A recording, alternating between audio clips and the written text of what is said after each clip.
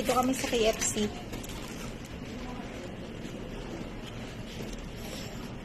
Doon na kami nag-lunch. Bago kami magpunta sa I don't know.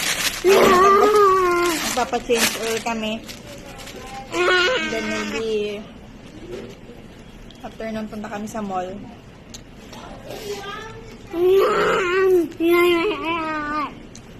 Walang kanin dito. Nalulungkot ako. Pinakakanin nila dito, mashed potato. Well, expect pa naman yun. Sana nagbaon na lang ako. Hey. In Taco Bell. Yeah.